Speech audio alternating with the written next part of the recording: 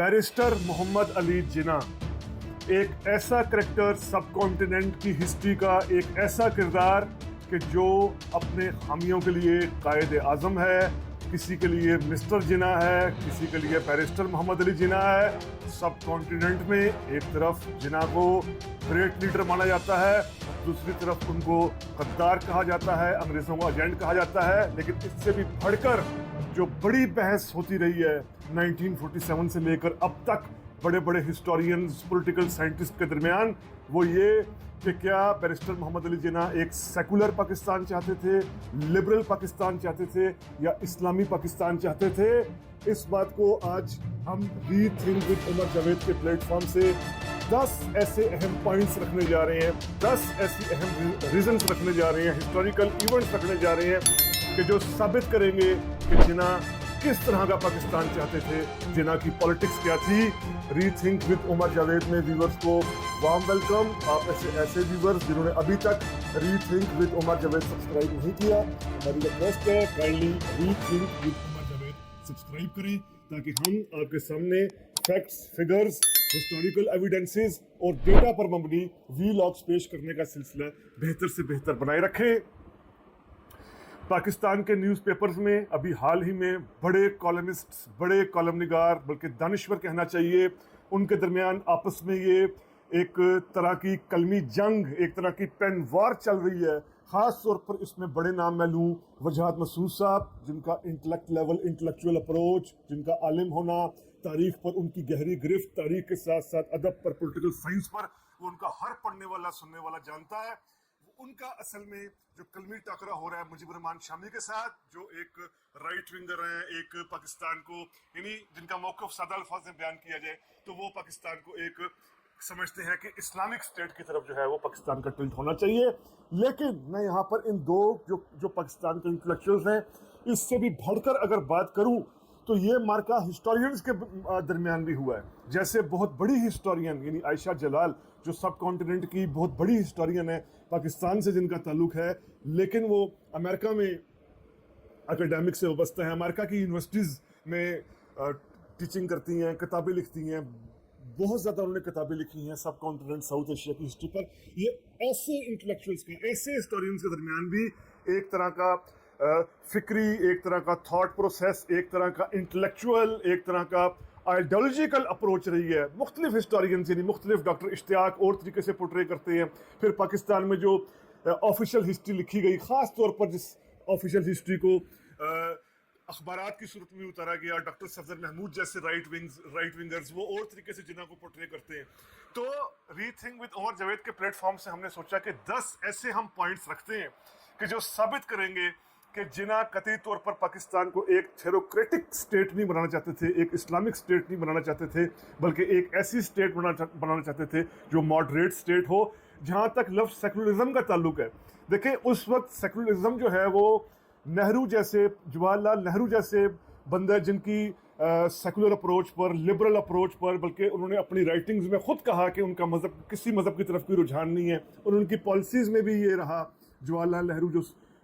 1964 तक इंडिया के prime minister रहे, 1947 से उनकी पॉलिसीज़ के अंदर भी ये रहा कि उनका टिल्ट किसी मज़हब की तरफ नहीं है, हिंदुइज़्म की तरफ नहीं है। इन तत्वात के तो खैर वो वैसे खिलाफ थे, लेकिन सेकुलरिज्म का लफ्ज़ उन्होंने भी कभी कॉइन नहीं किया। सेकुलरिज्म का लफ्ज़ कभी गांधी ने भी कॉइन नहीं किया अपनी राइटिंग्स में, सेकुलरिज्म का। पॉलिटिक्स इनकी सेकुलर ही थी। तो इसलिए जिन्ना की भी जो लोग कहते हैं जिन्ना ने कब कहा सेकुलरिज्म का लफ्ज़ उस वक्त कांग्रेस की लीडरशिप से की तरफ से भी इस्तेमाल नहीं हुआ था।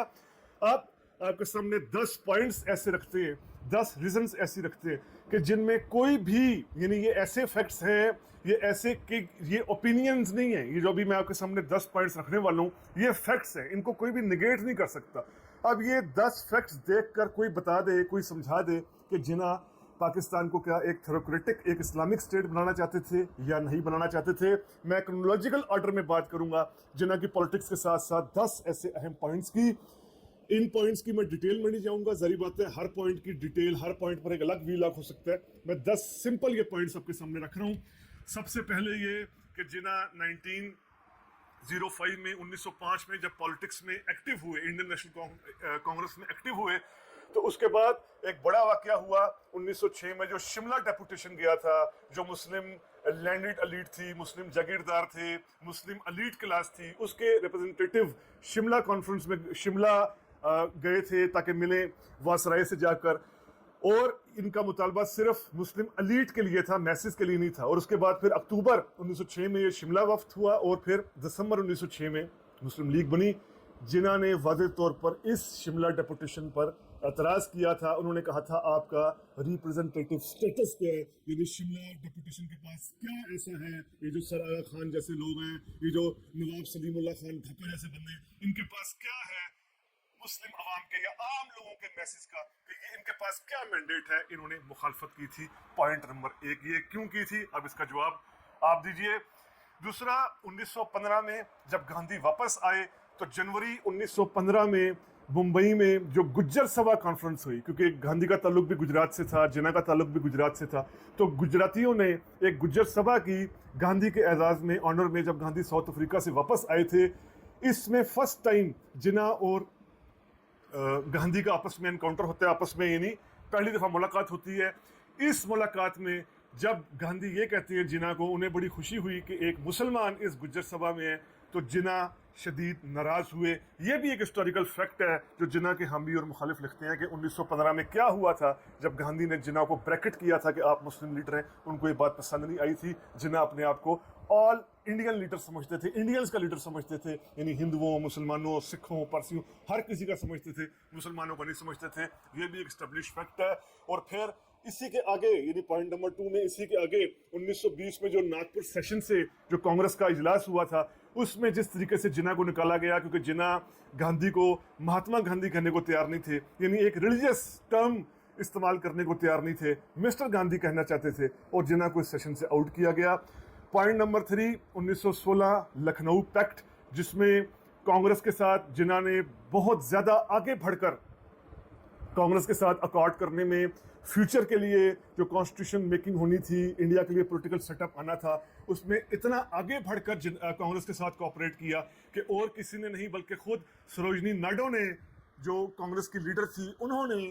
جناح کے لیے ٹرم یوز کی، ہندو مسلم امبیسڈر۔ اب یہ ایسا پوائنٹ ہے کہ جو اسٹیبلش فیکٹ ہے۔ نمبر 4،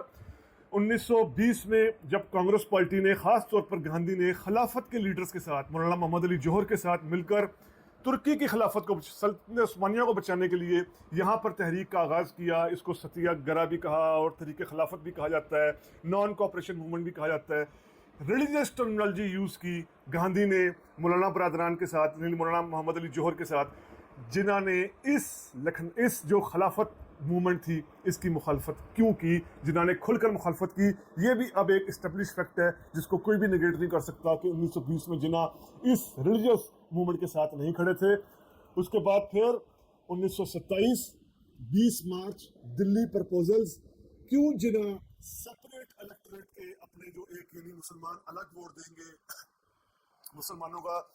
ووٹ بھی الگ ہوگا، ان کا نمائندہ بھی الگ ہوگا، کیوں جناح نے وڈرا کر لیا کانگریس کے ساتھ اتحاد کرنے کی غرض سے، الائنس کرنے کی غرض سے کہ کانگریس کے ساتھ ہم اتحاد کرتے ہیں، تو انہوں نے سیپریٹ الیکٹوریٹ کا اپنا جو ایک ڈیمانڈ تھی، مطالبہ تھا، اس سے بھی وڈرا کر لیا۔ پھر 1929 چائلڈ میرج بل، یہ بہت بڑا ایشو تھا انگریزوں کے آنے سے پہلے یہاں مسلمانوں میں، ہندوؤں میں، باقی بھی ہر طرح کی یہاں اکثر جو ریسز بس رہی تھی، نیشنز بس رہی تھی، نیشنلٹیز بس رہی تھی، وہاں بچوں اور بچیوں کی کم عمری میں شادی کرتی جاتی تھی،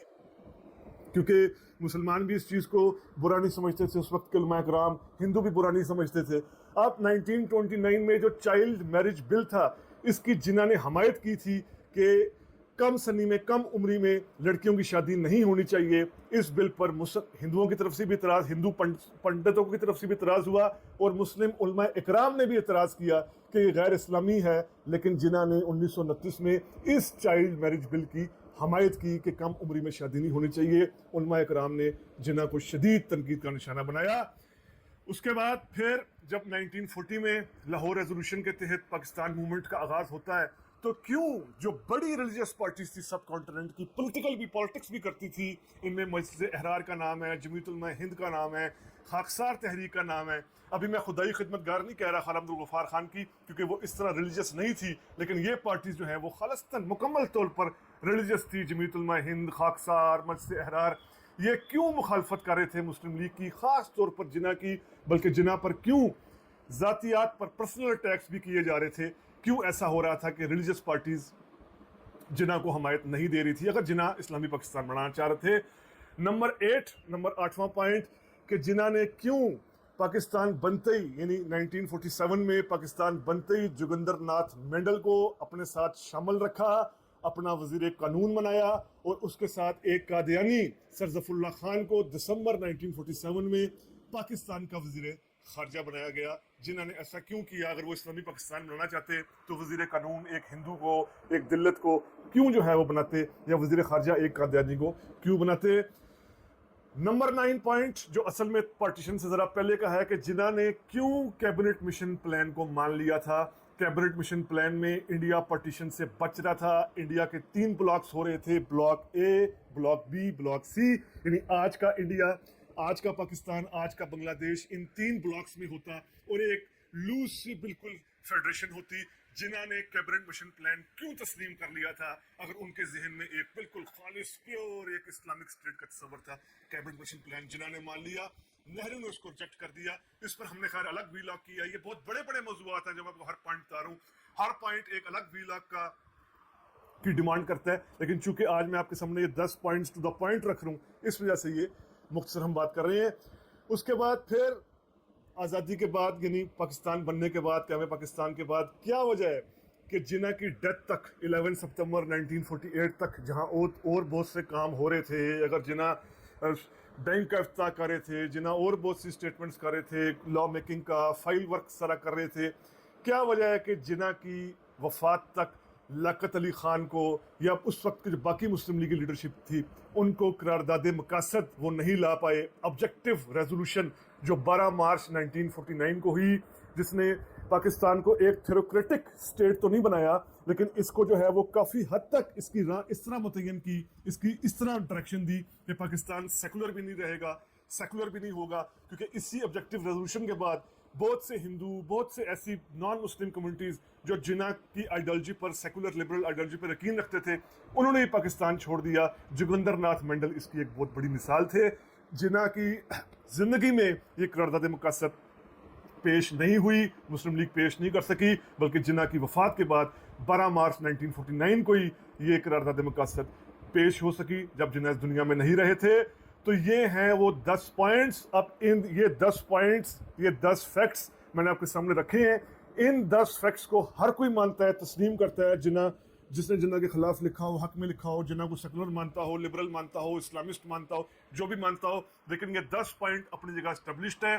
ان 10 پوائنٹس کے ہوتے اب آپ خود فیصلہ کیجئے، کمنٹس میں شیئر کیجئے، اپنی رائے دیجئے کہ جناح کس طرح کا پاکستان چاہتے تھے، جناح کی آئیڈیالوجی کیا تھی، جناح کی سوچ کیا تھی۔ یہ 10 پوائنٹس کے ذریعے ہم نے ثابت کیا جو ٹھوس ہسٹوریکل بالکل فیکٹس ہیں۔ تو امید کرتا ہوں آپ کو یہ ویلاگ پسند آیا ہوگا اس ساری ڈسکشن کے کانٹیکسٹ میں، پرسپیکٹو میں، کہ جناح سیکولر پاکستان چاہتے تھے، لبرل پاکستان چاہتے تھے یا اسلامک پاکستان چاہتے تھے۔ ہم نے 10 فیکٹس آپ کے سامنے پیش کر دیے، فیصلہ آپ خود کر سکتے ہیں۔ امید کرتے ہیں آپ کو یہ ویلاگ پسند آیا ہوگا۔ اگر پسند آیا ہے تو کائنڈلی سبسکرائب کیجئے۔ ری تھنک ود عمر جاوید۔ بہت شکریہ۔